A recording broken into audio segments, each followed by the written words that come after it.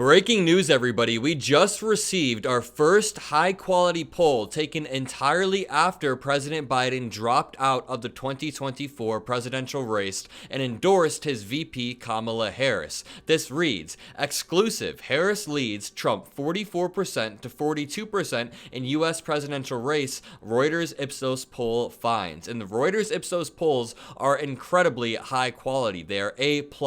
VP Kamala Harris opened up a marginal 2 percentage point lead over Republican Donald Trump after President Joe Biden ended his re-election campaign. That compares with a marginal 2-point deficit Biden faced against Trump in last week's poll before his Sunday exit from the race. And today, VP Harris gave her first ever solo rally, and I want to play some clips because it was absolutely amazing. Leave a like on the video if you're excited to see some clips, but first, let's break down this poll a little bit further. The new poll, conducted on Monday and Tuesday, followed both the RNC, where Trump on Thursday formally accepted the nomination, and Biden's announcement on Sunday he was leaving the race and endorsing Harris. Harris, whose campaign says she secured the Democratic nomination, led Trump 44% to 42% in the national poll. Y'all, this is the most excited I have been in maybe 2 months for this race. I actually think VP Harris can prosecute the case against Donald Trump in a way that unfortunately President Biden just couldn't. I love him. He's been an amazing president,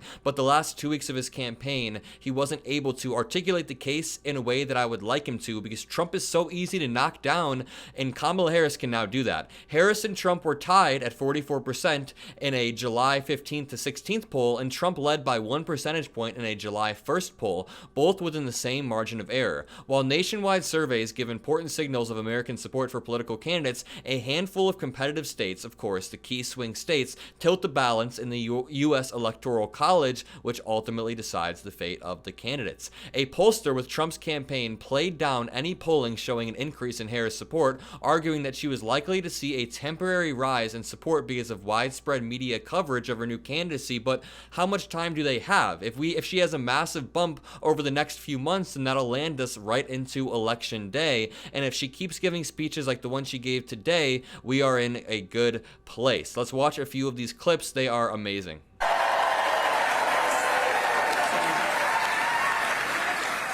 So, Wisconsin, I am told as of this morning that we have earned the support of enough delegates to secure the Democratic nomination.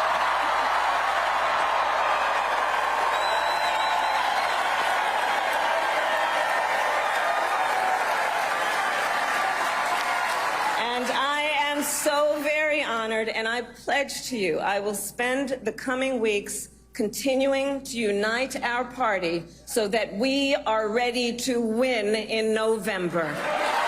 Amazing message, amazing stage presence, very charismatic, and she has been using this forward-looking message that we have been lacking in politics, especially from Donald Trump, who is always touting regressive policies, always looking back at the 2020 election. VP Harris comes out swinging, talking about this forward-looking message, and just owning Donald Trump totally. Watch this clip.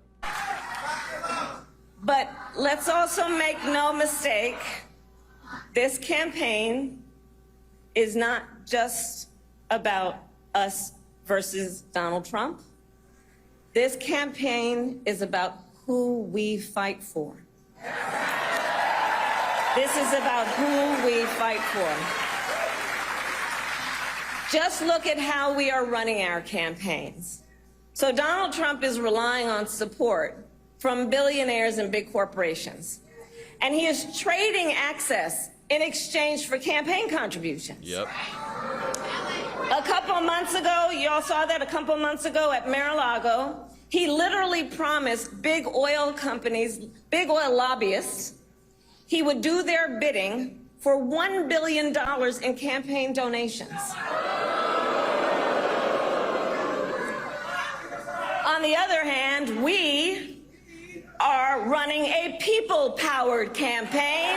And Kamala is absolutely right. Within the first 24 hours of her announcing her bid for election, she raised $81 million in grassroots donations. So people like you and I donating 20, 50 bucks, $100. This doesn't even include the billionaire donors that will now pitch in. And that is why VP Harris should increase her margin in the polls from hopefully 44% to 45%, 48%.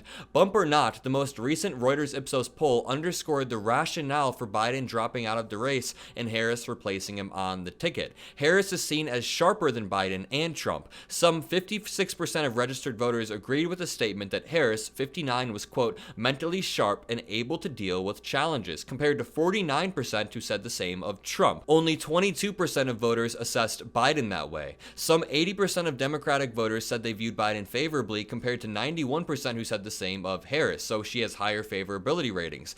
3/4 of Democratic voters said they agreed with the statement that the party and voters should get behind Harris now, with only 1/4 saying multiple candidates should compete for the party's nomination. When voters in the survey were shown a hypothetical ballot that included independent presidential candidate RFK Jr., Harris led Trump 42% to 38%. That is the big takeaway right there. Once you put RFK Jr. on the ballot, and it seems like he'll be on the ballot in a lot of the key swing states, Harris is leading Trump even further, and that is why we saw that secret phone call between Donald Trump and RFK Jr., where Trump is trying to pressure RFK Jr. He's offering him a cabinet spot if RFK drops out and endorses him. Donald Trump knows that RFK Jr. pulls the conspiracy vote. Let's call it the conspiracy vote away from Trump. Harris campaigned in the critical battleground state of Wisconsin on Tuesday. Today, she won support from major party figures, and attention has since turned to who she will pick as her running mate. That is another great point. The attention is now turning to VP Harris after Donald Trump spent 4 days after the RNC attacking Joe Biden. Joe Biden is no longer the candidate. Here's Kamala Harris using the perpetrator versus prosecutor framing. She's the prosecutor. Trump is the perpetrator, of course. Take a look. So as Leah told you, before I was elected vice president, before I was elected United States Senator, I was elected Attorney General of the state of California, and I was a courtroom prosecutor before then. And in those roles, I took on perpetrators of all kinds. Predators who abused women, fraudsters who ripped off consumers, cheaters who broke the rules for their own gain. So hear me when I say, I know Donald Trump's type.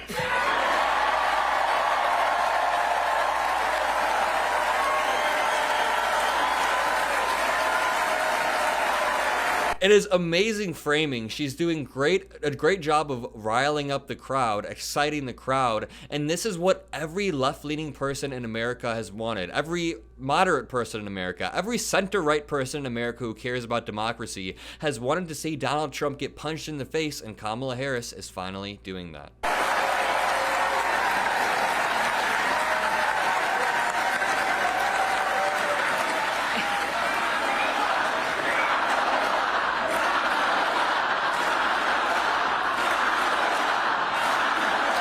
They are passionate. They are excited. And in this campaign, I promise you, I will proudly put my record against his any day of the week. That's some good stuff. That is some good work right there. Wisconsin, today I ask you, are you ready to get to work? Yep. Do we believe in freedom? Yep. Do we believe in opportunity? Do we believe in the promise of America? And are we ready to fight for it? And when we fight, we win. God bless you. God bless the United States of America. Amazing work from VP Harris. Leave a like on the video if you're as excited as I am. Comment a blue heart, hit that subscribe button. Most importantly, have a great day.